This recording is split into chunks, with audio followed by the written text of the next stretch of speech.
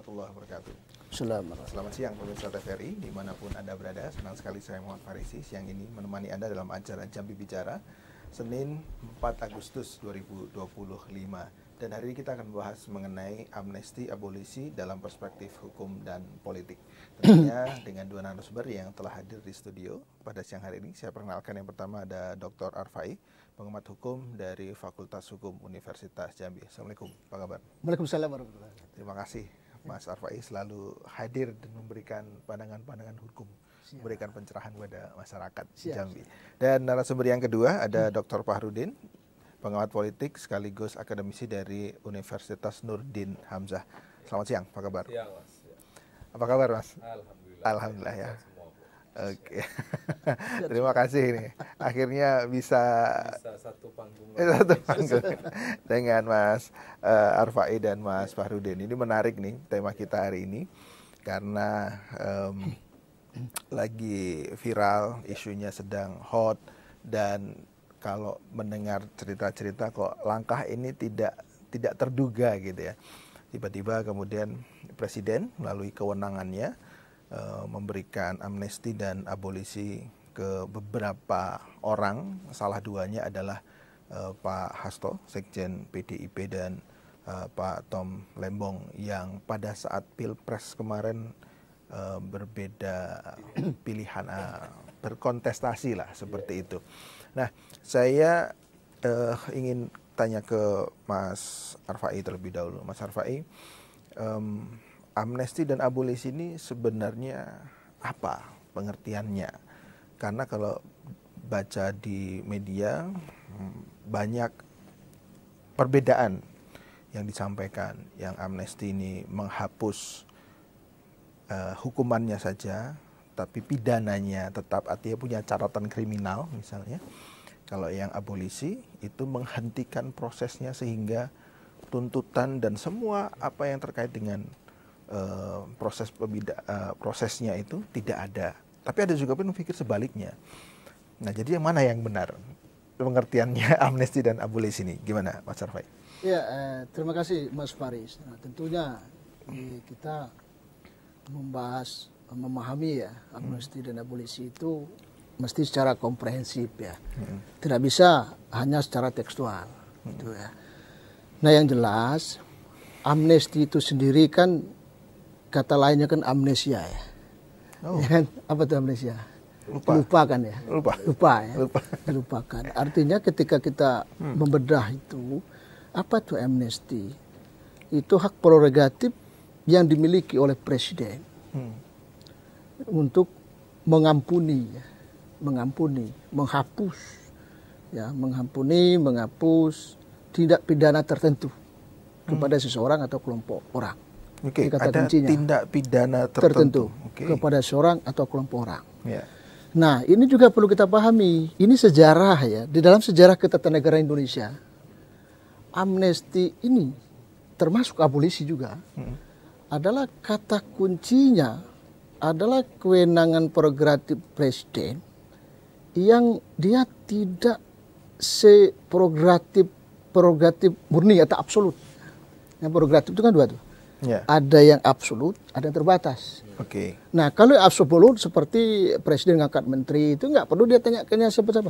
Yeah. Tak ada dalam undang-undang. Presiden dalam mengangkat menteri harus mendapat pertimbangan atau persetujuan, tidak ada kan? Oke. Nah, tetapi ketika kita bicara tentang amnesti, diikat dia di dalam pasal dalam memberikan pertimbangan dalam memberikan undang-undang atau undang-undang dasar? Undang-undang dasar 45, pasal 14. Dalam memberikan amnesti ataupun abolisi itu ada persetujuan dari DPR, bukan pertimbangan dari DPR. Sebentar. Nah, memastikan ini persetujuan atau pertimbangan? Pertimbangan dari DPR. Pertimbangan. Okay. Kenapa posisi amnesti itu adalah posisi kekuasaan presiden sebagai kepala negara, bukan sebagai kepala pemerintahan. Okay. Nah, orang sering salah ini ya. Kalau lihat media ini seolah-olah DPR kata kuncinya menyetujui, kan gitu ya bahasa ya. Yeah. Menyetujui. Pada konteks pertimbangan dengan persetujuan beda. Yeah. Kalau persetujuan ada konsekuensi. Tidak boleh tidak, harus ada. Kalau tidak bisa itu. Tapi kalau pertimbangan adalah boleh diikuti, boleh tidak oleh presiden. Namun di sini muncul lagi pertanyaan. Kenapa harus DPR? Dulu awal-awal 1945 sampai 50 itu enggak ada tuh diminta ke DPR tuh. Enggak ada, mutlak presiden. Tapi setelah amandemen kan kita meletakkan ada DPR situ. Nah, apa kata kunci DPR? Munculnya DPR sebagai pertimbangan itu agar presiden tuh jangan sewenang-wenang mengeluarkan amnesti. Ingat, kata kunci tindak pidana tertentu. Oke. Nah, kalau itu sembarangan, bisa jadi tindak pidana yang beririsan kepentingan dia, apa dia gitu kan, dibebaskan. So, nah, saya jadi penasaran tindak pidana tertentunya apa ini? Nah, di dalam regulasi kita di Undang-Undang Dasar itu tidak ada dicantumkan tindak pidana tertentu itu. Namun, secara historis ketatanegaraan kita, awalnya sebelum periode Jokowi, saya katakan sebelum periode Jokowi ya, amnesti itu hanya diberikan kepada tindak-tindak pidana yang berkaitan dengan politik. Dalam arti politik yang berakibat kepada ada kemanusiaan di situ. Contoh pemberontakan, perang gitu ya. Nah, sehingga separatisme. Nah, dominan mulai di kita merdeka sampai Orde Baru sampai ke awal reformasi Habibie gitu ya. Nah, termasuk SBY juga untuk kelompok GAM gitu kan, itu kaitannya adalah murni politik dalam konteks mengampuni perbuatan yang sudah dilakukan dalam konteks ada kemanusiaan-kemanusiaan di situ dan mencegah jangan sampai terjadi. Oke, tadi ya makar, separatisme dan lain-lain. Namun zaman Jokowi paradigma itu bergeser karena tidak normanya. Zaman Jokowi digesernya. Bahwa dikeluarkannya ada amnesti ya, si gara-gara ITE itu dua kan kalau nggak kasusnya dua ITE demi kemanusiaan katanya, tidak lagi menyinggung sebagaimana historis ada kaitan dengan separatisme atau kegiatan-kegiatan politik yang menyebabkan disintegrasi atau kemanusiaan dan lain-lain. Nah, bergeserlah zaman Jokowi itu, menjadilah itu demi kemanusiaan, masuk delik pidana tertentu ITE di situ. Nah, ini baru lagi masuk korupsi di bidang tertentu. Nah, makanya peran DPR di sini penting. Kenapa penting? Pertimbangan konteksnya Pak, dia wakil rakyat, dialah yang menilai apakah tindak pidana tertentu ini yang diusulkan oleh pihak atau presiden atau pemerintah ini adalah bisa diberikan dalam konteks adalah amnesti abolisi atau tidak. Nah, akan bahaya gini. Kalau DPR sama presidennya itu satu core gitu ya, satu bahasa, ini yang jadi rusak tatanan antara peran dia sebagai legislatif dalam konteks fungsi pengawasan, Mas. Pertimbangan itu menjadi lemah. Itu satu. Baik. Nah, baik. Termasuk Mas Arfai, saya mau memastikan lagi. Saya memastikan lagi.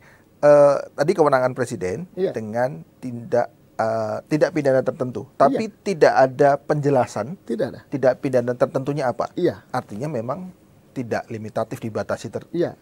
Betul ya? Iya. Di dalam konstruksi Undang-Undang Dasar kita tidak disebut. Di dalam regulasi berikutnya juga tidak disebut. Baik. Gitu ya. Ditahan dulu. Nanti dilanjut lagi. Saya kasih kesempatan ke Mas Fahrudin. Mas Fahrudin,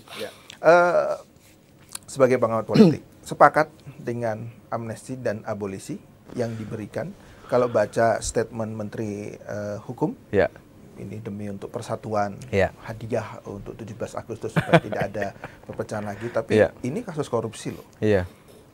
Apakah setuju? Memang tadi yang disampaikan oleh Bang Arfai itu konteksnya hukum seperti itu ya. Tapi memang kalau kita dari kacamata politik, ini kan melihat karena politik itu kan sering orang memaknai sebagai sebuah kepentingan sebetulnya kan. Artinya apa? Apa yang dilakukan oleh presiden di samping dari aspek hukum memang legal gitu, hak konstitusionalnya gitu, prerogatif lagi ya. Itu memang haknya presiden, tapi dalam menerjemahkan, menafsirkan mana kira-kira kasus yang mau diabolisikan atau diamnestikan kan balik ke kepentingan presiden juga sebetulnya, balik ke politik juga. Artinya tadi apa yang dilakukan oleh SBY, bahkan Gus Dur juga melakukan itu ya, Gus Dur, hampir semua presiden mungkin melakukan itu. Semua kepala negara melakukan itu ya, abolisi dan amnesti gitu ya. Terakhir Jokowi ya dengan seorang siapa itu dengan alasan kemanusiaan gitu ya. Nah, balik lagi bahwa apa yang dilakukan oleh Prabowo karena memang tadi secara regulasi tidak mengatur kasus apa gitu ya, secara spesifik tidak ada, maka balik lagi ini kepentingan lagi. Apa yang diinginkan oleh Prabowo sebetulnya dengan dua sosok sentral gitu, salah dua dari sosok sentral di Indonesia ya. Kemudian ada Tom Lembong, semua tahu bagaimana track recordnya terutama di Pilpres, bahkan punya kedekatan khusus ya dengan salah satu tokoh politik di Indonesia, Anies Baswedan gitu. Kemudian Hasto juga begitu ya. Maka balik lagi bahwa ini sebetulnya adalah konteksnya kepentingan.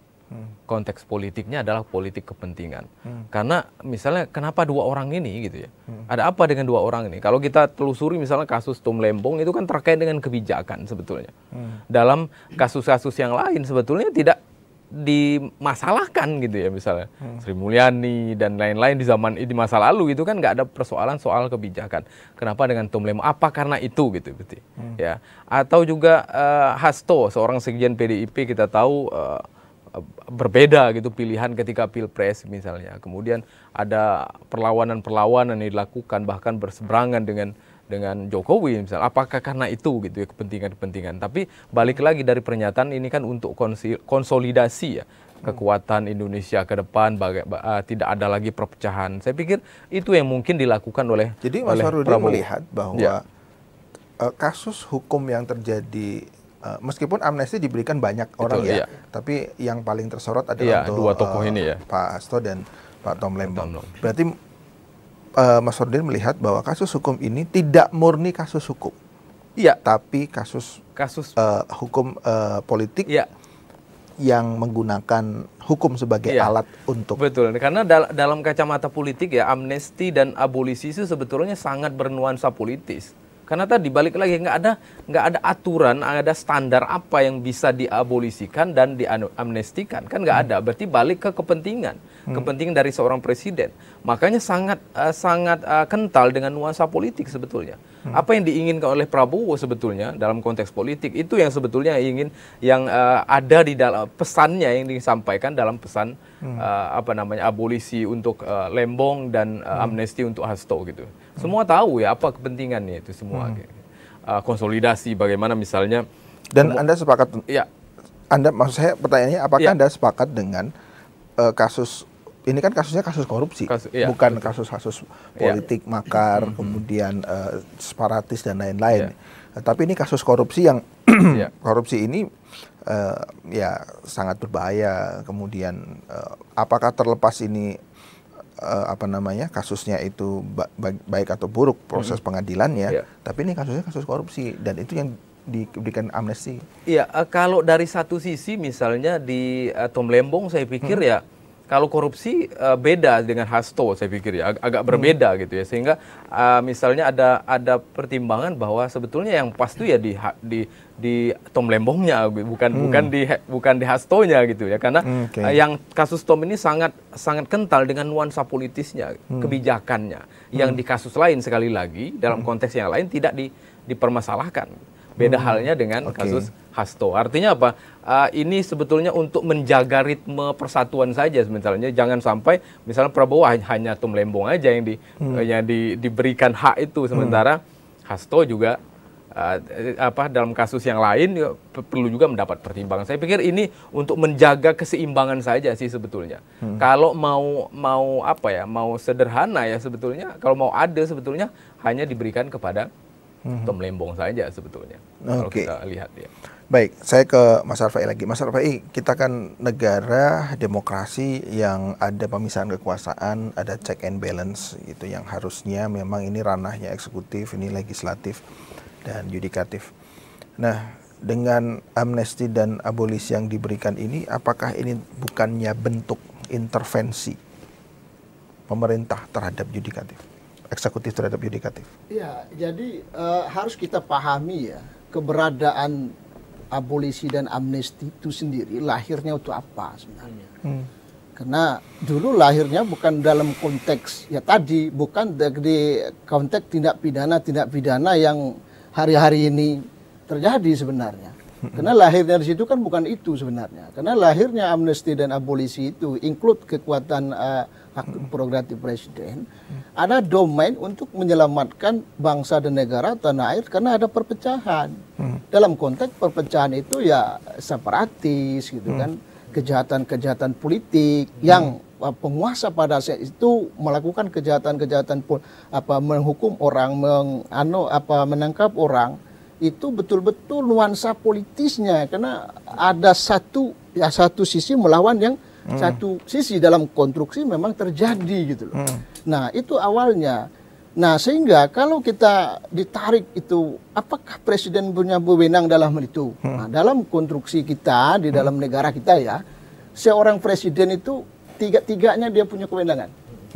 Ya, dia punya kewenangan legislatif, bikin aturan, ya kan? Dia kewenangan yudikatif sah di dalam undang-undang dasar kita, nggak bisa ditolak. Ya, ada amnesti, abolisi, rehabilitasi, gerasi, gitu kan. Dia juga punya kewenangan pengawasan, budgeter, anggaran, ya kan. Dia juga ngurusin APBN dan lain-lain. Sehingga kalau pertanyaan apakah itu tidak intervensi? Tidak, karena itu salah satu instrumen di dalam konteks adalah memberikan rasa keadilan dan kepastian kepada masyarakat ketika bahasanya. Ketika adalah proses hukum yang dilakukan oleh yudikatif, ya, menunjukkan kepada sesuatu yang membesarkan masalah. Mas Arfai, bukannya ini nanti akan menjadi presiden buruk kalau kemudian setiap kasus korupsi, kemudian karena alasan politis, kemudian diberikan amnesti dan gerasi? Nah, tapi ya nanti saya mau masuk situ. Tapi nanti menjawab. Sebentar, kita sedia dulu, pemirsa jangan kemana-mana, tetap di Jambi Bicara. Iya.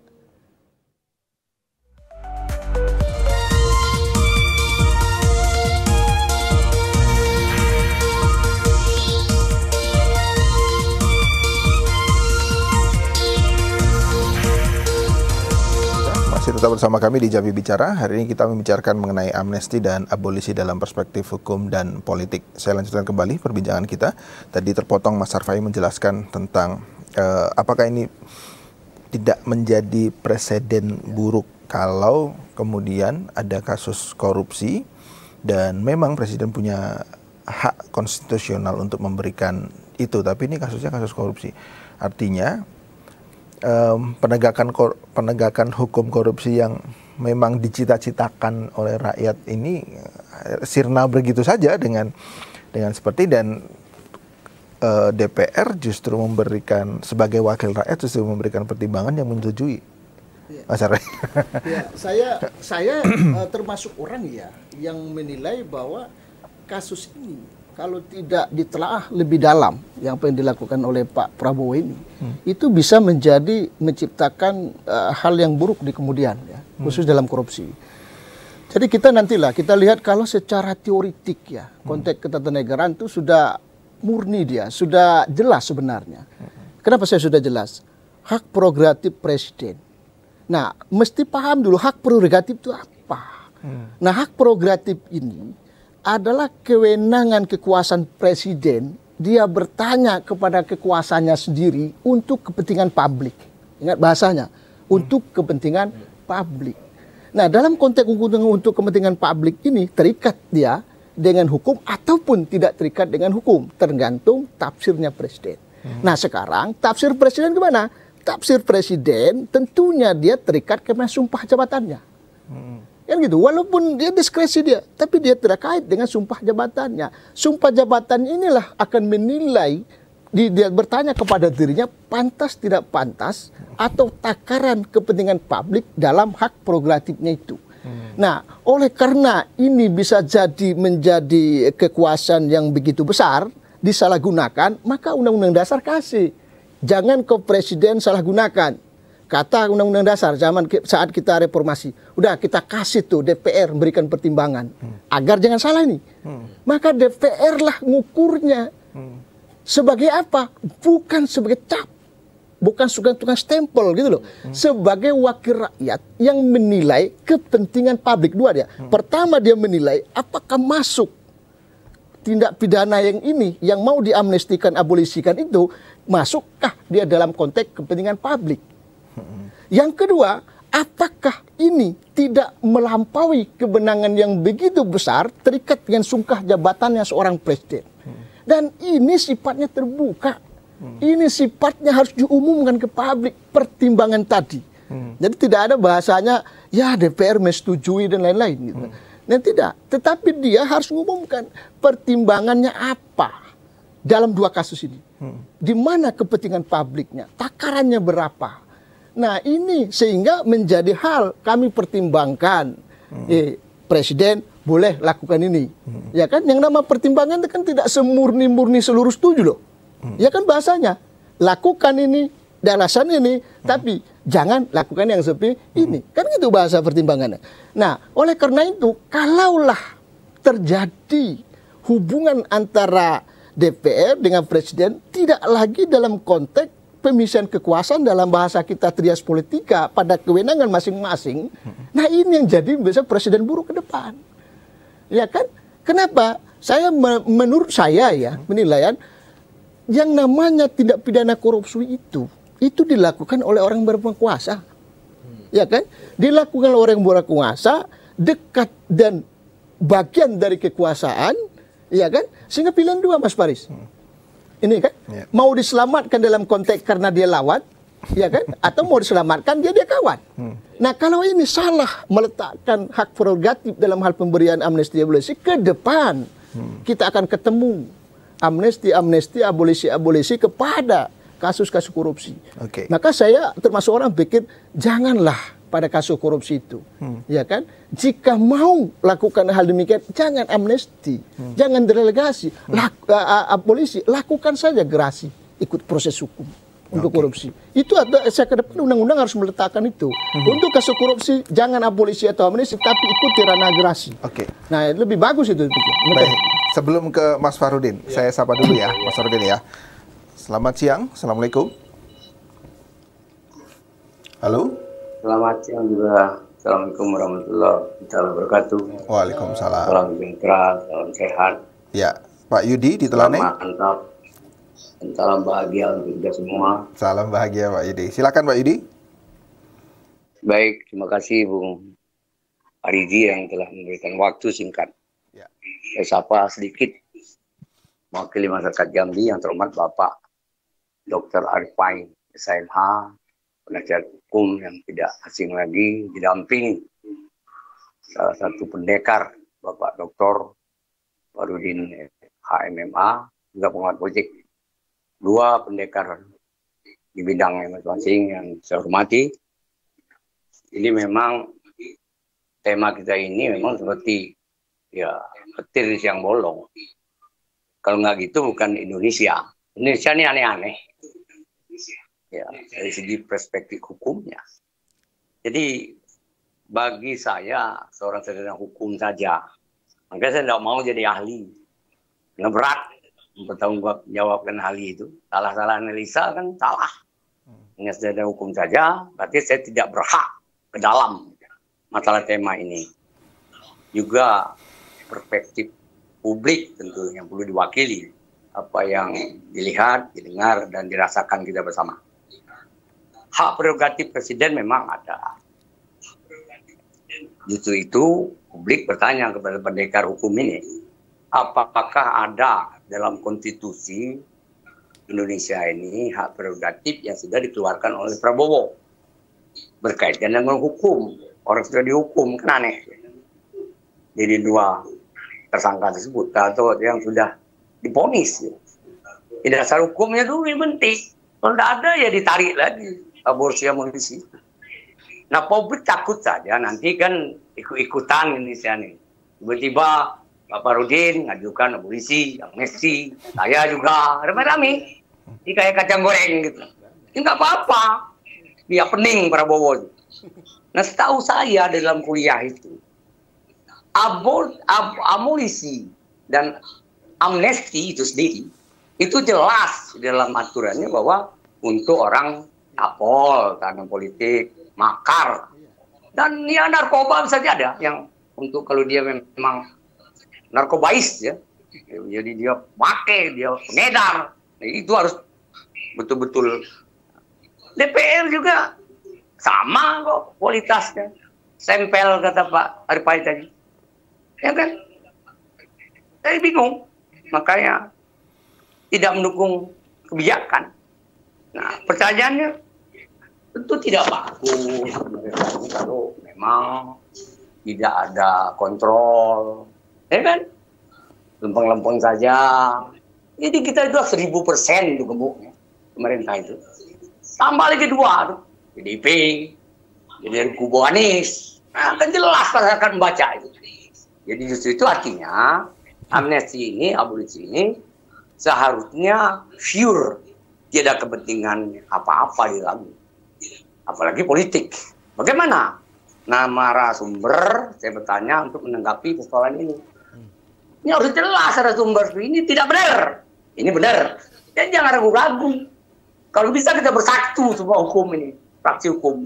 Baik, Pak Yudi. Negara kita ini harus maju di bidang hukumnya. Harapannya kan. Tapi kan dengan adanya persoalan ini, ya pesimis kita ke depan. Baik. Hakim pun dia lesu memutuskan persoalannya nanti. Abolisi lagi, amnesti lagi. Apa bedanya dengan orang lain untuk mengajukan itu dari perspektif hukum? Baik, Pak Yudi. Baik, Pak Yudi, terima kasih atas atensinya. Saya pikir narasumber juga sudah mendapatkan poin ya pertanyaan. Oke, saya ke Mas Farudin. Silakan ditanggapi dulu. Nanti juga saya menyambung dengan pertanyaan. Tadi tanggapan Pak Yudi ya. Saya pikir gini, memang ini menjadi presiden yang kurang kontraproduktif lah kira-kira ya dengan apa yang kita ingin. Karena berarti kan gini, apa yang dilakukan oleh presiden ini sebetulnya ada sisi-sisi yang lain. Salah satunya adalah berarti kita menurunkan lah ya citra dari KPK dan kejaksaan atau pengadilan selama ini yang menangani kasus ini. Berarti memang ada problem di dua lembaga ini gitu ya. Ya, problem soal bagaimana menetapkan atau proses penyelidikan dan segala macam sampai menetapkan tersangka itu ada problem di tubuh institusi kita selama ini gitu. Dan itu di bawah presiden loh. Dan kalau yang polisi, presiden, berarti kalau ini, polisi sama jaksa. Iya, betul. Jadi yang dikoreksi harusnya dua lembaga ini gitu loh. Ya. Jangan sampai dua lembaga ini kemudian melahirkan orang yang tidak kompeten kemudian menetapkan orang yang tidak bersalah jadi tersangka gitu misalnya. Ya, kalau kita melihat kasus ini kan berarti dua orang nih tidak bersalah sebetulnya gitu. Tidak melakukan sebuah kesalahan, tapi karena proses hukum yang tidak baik yang mereka jalani akhirnya mereka sampai pada tersangka dan lain sebagainya. Itu kan sebetulnya pengen kita baca. Maka ke depan ini mungkin karena tidak ada revisi ya. Ini udah final ya Pak Arifai ya. Ini udah final ke depan. Ya, sebaiknya memang presiden tidak melakukan umbar abolisi amnesti gitu ya, tanpa mempertimbangkan kepentingan publik gitu, karena ada cukup banyak masyarakat yang sebetulnya kalau ingin juga gitu ya mendapatkan amnesti gitu ya, abolisi dengan kasus-kasus yang di daerah gitu, kasus-kasus tertentu ini sebetulnya mereka butuh juga perhatian dari presiden. Kenapa dua orang ini yang dua-duanya kebetulan memang berseberangan di pilpres lalu gitu misalnya. Dan dua orang ini adalah bagian dari dua kutub politik yang cukup besar juga di Indonesia. Gitu. Bagaimana kubu Anies, kemudian kubu Bu Mega yang sampai hari ini masih belum masuk dalam koalisi pemerintahan. Apakah itu yang diinginkan? Gitu ya? Ini sebagai gerbang koalisi besar ya politik di Indonesia ke depan. Kita nggak tahu. Tapi saya melihat ini arahnya ada ke sana. Bagaimana kemudian mengakomodasi kepentingan Anies dan kawan-kawan dengan kasus Tom Lembong. Kita lihat bagaimana reaksi Anies yang begitu bahagia gitu misalnya. Senang sekali mengapresiasi gitu ya.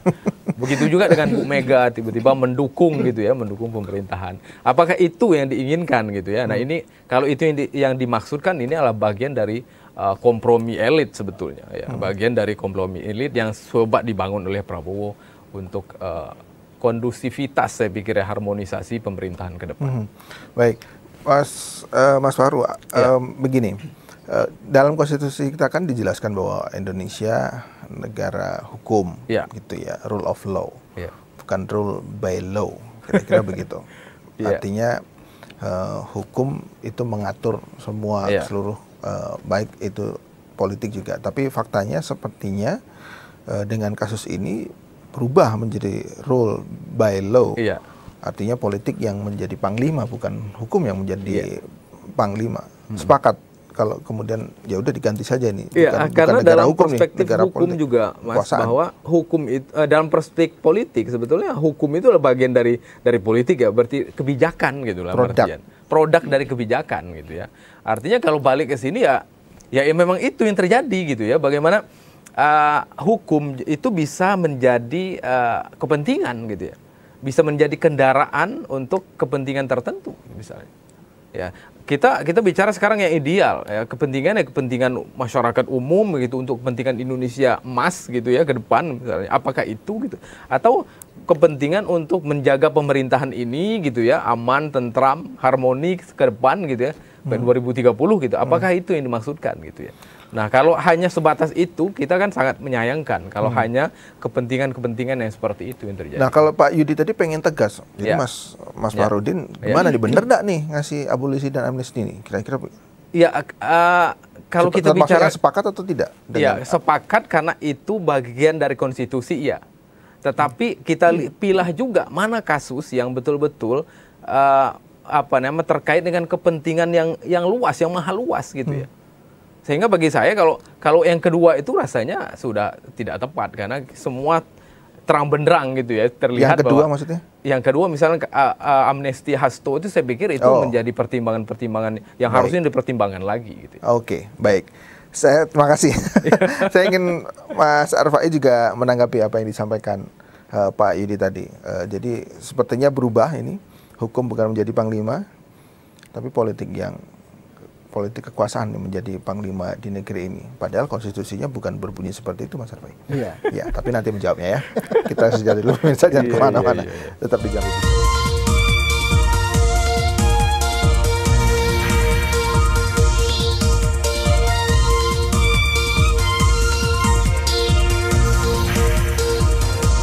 Kembali lagi di Jambi Bicara, pemirsa. Kita masuk ke segmen yang ketiga.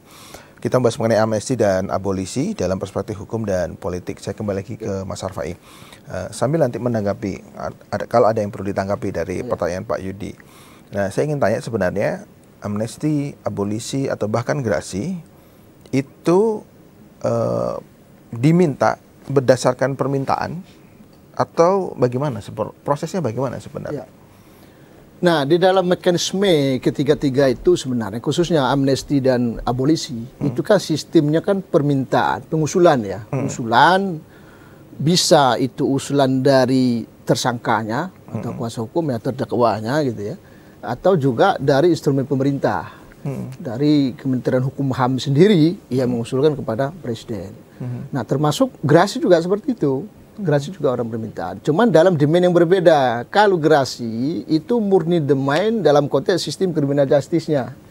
Tak ada khusus gitu ya. Ketika orang sudah sampai ke PK, enggak juga ini gitu kan. Sementara dia menemukan bahwa ini betul-betul tidak sesuai dengan prosedur sistem criminal justice-nya, keadilan tidak ada, maka dia mengusulkan. Nah, dominan kalau gerasi itu begitu. Tapi kalau abolisi dan amnesti itu saya katakan lahirnya ini bukan dalam tindak pidana yang dimaksudkan hari ini. Lahirnya itu tindak pidana bernuansa politik dalam arti adalah kejahatan politik, disintegrasi, pemberontakan, kriminal dan lain-lain gitu loh. Nah, bergesernya ketika zaman Jokowi. Sebelumnya nggak ada yang mengeluarkan yang seperti itu. Semuanya kalau sebelumnya itu ada konsisten dia berkaitan dengan tahanan-tahanan politik. Tapi begitu Jokowi demi kemanusiaan muncul ITE dan ini kelanjutan. Ditambahnya kan ITE demi tindak pidana ITE demi kemanusiaan dan tindak pidana korupsi demi persatuan bangsa. Kebersamaan gitu kan. Nah, ini saya kira itu tidak patut ya dikembalikan kepada semula seperti apa amnesti dan abolisi itu seharusnya diberikan tindak pidana apa. Itu seperti itu. Pak Yudi tadi juga menanyakan apa dasar hukumnya. Mungkin bisa diulang lagi. Amnesti dan abolisi. Ya, amnesti dan abolisi kan jelas di dalam Undang-Undang Dasar kita di dalam pasal 14 itu kan sangat jelas sekali bahwa dengan dua termen kalau amnesti dan abolisi itu adalah proses pemberian itu melalui oleh Presiden melalui pertimbangan DPR. Nah, kemudian di ketentuan peraturan perundang-undangan yang lain itu sampai hari ini saya katakan tidak ada. Bagaimana sih mekanisme memberikan pertimbangan di DPR?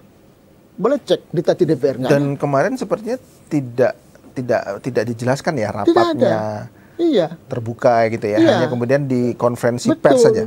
Jadi kalau Pak Yudi nanya apa dasar hukum? Dasar hukumnya saja belempotan menurut saya. Nggak jelas. Kita kan kata kunci pertimbangan DPR. Artinya DPR mesti ada rapat. Siapa yang rapat? Berapa quorum rapat gitu kan? Apa keputusan rapat? Mekanisme rapat di mana? Boleh cek di Tati DPR. Nggak ada. Jadi bagaimana pertimbangan DPR tuh? Begitu isi pertimbangan tentunya. Kalau ini pertimbangan ngukur ini apakah amnesti atau abolisi ini memenuhi kata kunci kepentingan publik. Itu tugas DPR. Kenapa? Dia yang ngukur karena dia wakil kita. Bukan wakilnya presiden. Tapi kalau wakil presiden ya monggo aja gitu kan. Karena dia wakil kita. Nah ini saya kira ke depan memang ya regulasi itu mesti diperbenahi. Kalau saya pribadi menyatakan satu gas. Untuk amnesti abolisi tidak boleh untuk tidak pidana yang berkaitan dengan korupsi. Kenapa? Korban kemanusiaannya adalah kita banyak. Beda kalau orang itu perseorangan yang dia sendiri yang menjadi korban kemanusiaan. Nah terus bagaimana kalau proses mekanisme sistem criminal justice-nya diduga tidak adil, seperti Tom Lembong atau Hasto tidak adil, ya ikutin proses sistem criminal justice. Ada kalau sudah banding, ada kasasi. Iya, sampai kasasi, sampai PK, baru minta legislasi. Jangan buru-buru ambil amnesti dan abolisi. Ini presiden buruk. Maka ke depan saya kira di undang-undang korupsi pun harus diatur itu. Ya tidak sembarangan gitu loh. Untuk korupsi itu ngikuti sistem criminal justice. Mau akhirnya silakan pilihan kalau sudah sampai ke PK sampai ini gitu loh.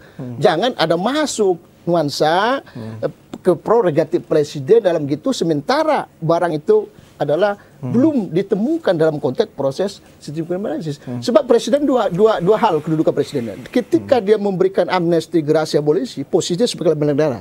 Ya, tetapi ketika ada kerusakan dalam sistem, tak benar itu polisi misalnya, tak benar itu misal pengadilan, maka kedudukannya sebagai pemerintahan itu di bawah dia semua.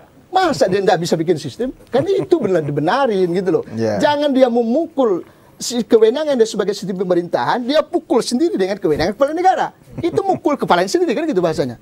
Nah, menepuk air itu lah. Menepuk air itu lah.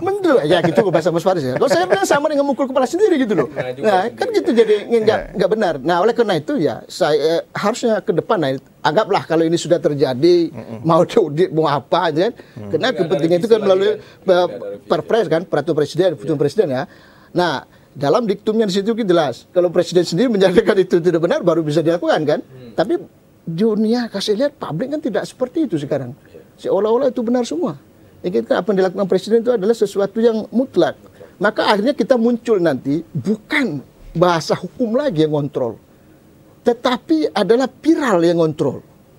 Belum masuk politik Pak, karena politik yang baik dengan hukum yang baik kan sama tujuannya.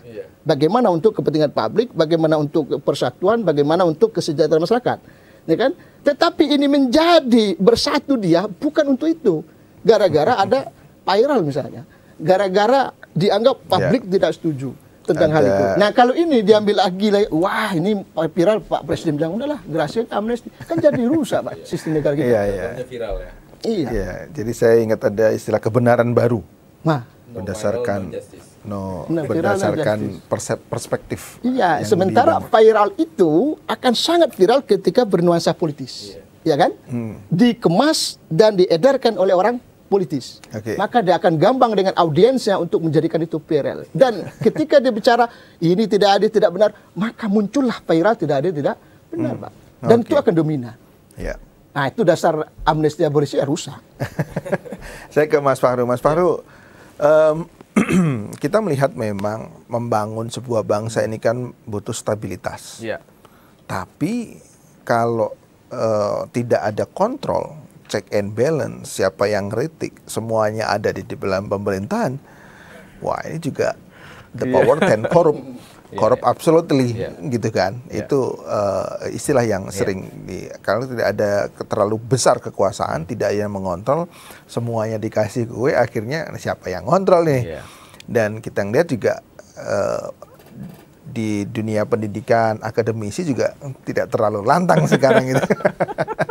ada apa gitu ya. Khawatir nggak kalau kemudian misalnya PDI masuk, terus kemudian di sisi yang lain gerbongnya Anies dan teman-teman juga mungkin dirangkul, masuk semuanya. Gimana jalannya pemerintahan ini tanpa ada yang mengkoreksi? Gimana Mas Farouk? Iya, itu sebetulnya yang yang jadi perhatian ya teman-teman di politik sebetulnya. Jadi ini sekali lagi memang kental nuansa kepentingan politik untuk harmonisasi, kemudian konsolidasi politik, terutama sampai 2030 ya, 2029-30. Nah, ini yang sebetulnya sekali lagi ini menjadi perhatian karena dua-duanya ini adalah tokoh atau representasi dari katakanlah oposisi gitu ya. Tom Lembong dengan Aniesnya, kemudian Hasto dengan Bu Meganya sampai hari ini belum masuk gerbong pemerintahan. Nah, dengan diberikannya pengampunan dalam tanda petik ini kan berarti jangan-jangan ini ada politik kemarin sudah loh langsung. Iya. PDI mendukung pemerintahan. Wah, jadi gitu, ada balas budinya, politik dagang sapinya di sini gitu. Lo kasih, gua beli gitu kira-kira. Apa yang dapat gitu ya nanti ya. Dan ini sangat terlihat akhir-akhir ini bagaimana kemudian respon Bu Mega, kemudian respon Anies yang sangat mengapresiasi ini gitu ya. Artinya ke depan ya ini jangan-jangan kita berharap ada suara-suara kritis terhadap pemerintahan, jangan-jangan mulai sirna ini hilang satu persatu ya, berganti dengan yang kur semua ya jangan-jangan seperti itu. Nah kalau ini memang itu yang diinginkan, saya pikir ini sebuah presiden yang tidak baik juga. Kita dalam demokrasi harus ada kritik-kritik yang memang itu dilakukan terhadap kebijakan-kebijakan yang mungkin tidak tepat dianggap. Dan saya melihat gini, Pak Prabowo ini kan kepemimpinannya mungkin menginginkan harmonisasi. Ya, mungkin jangan-jangan mirip nanti Orde Baru lagi gitu ya. Militeristik. Iya, mungkin karena gini, kita lihat beberapa kebijakan beliau ketika ada masalah kemudian langsung dituntaskan gitu ya, tanpa melihat lagi proses ya, prosedurnya gitu misalnya. Misalnya kasus di luar konteks ini misalnya rekening diblokir, panggil kepalanya tiba-tiba dibuka lagi gitu ya. Tanpa melihat apa sih sebetulnya yang terjadi dengan jangan-jangan di sistem pemerintahan kita yang jadi soal gitu ya. Nah, sama dengan ini, jangan-jangan di sistem pengadilan kita kemudian yang perlu dibenahi ke depan. Nah, tapi karena ini sudah terjadi, saya pikir ya ini sebagai evaluasi kita, semoga ini adalah model atau caranya Pak Prabowo untuk membenahi pemerintahan ini sebagai kepala pemerintahan ya Pak ya. Tidak memukul dengan kepala negara gitu ya. Semoga itu kita negatif thinkingnya ya untuk melihat bagaimana kiprah yang dilakukan oleh Pak Prabowo ini sebagai semacam trigger gitu ya, trigger bagi aparatnya bahwa kalian ini jangan macam-macam, harus sesuai dengan prosedur yang ada. Baik. Mudah-mudahan seperti itu. Baik, masih ada satu segmen lagi. Kita akan kembali setelah pariwara berikut ini.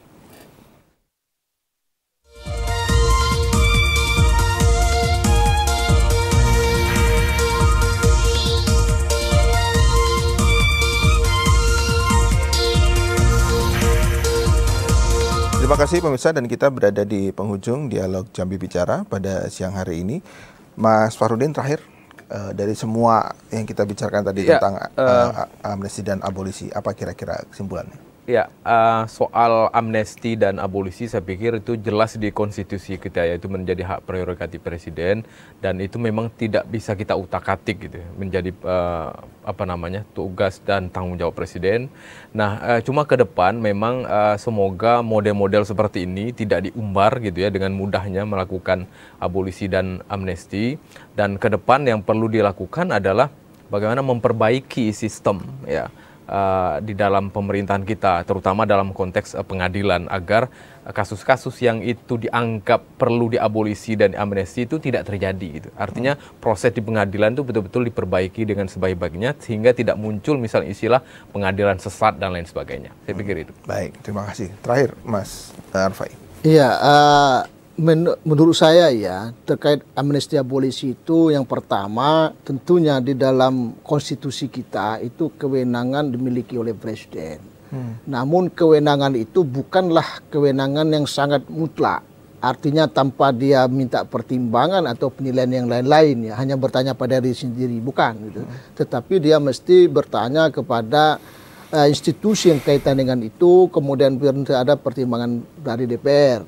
Nah, masalahnya menurut saya agar jangan terjadi lagi itu yang kasus berkaitan dengan korupsi mendapat abolisi dan amnesti, maka DPR-nya ini yang harus berperan sebagai legislatif, sebagai wakil rakyat, bukan berperan sebagai temannya eksekutif gitu ya, atau juru bicaranya eksekutif atau stempelnya eksekutif. Dengan demikian maka nanti akan ketemu. Ingat satu kunci, kebijakan presiden yang diperdebatkan orang, maka sesungguhnya kebijakan itu ada masalah di situ. Nah, itu jangan sampai terjadi demikian. Ke depan mesti ada dibenahi lah. Saya termasuk orang yang tidak setuju ya, bahwa amnesti abolisi itu diberikan kepada tindak pidana korupsi. Sekian, terima kasih. Baik, terima kasih Mas Arfai, terima kasih Mas Fahrudin. Dan demikian tadi pemirsa dialog kita hari ini. Terima kasih atas perhatian Anda. Semoga mendapatkan banyak ilmu, pencerahan dan informasi bagi kita semua. Saya Wan Farisi. Wassalamualaikum warahmatullahi wabarakatuh. Assalamualaikum warahmatullahi wabarakatuh.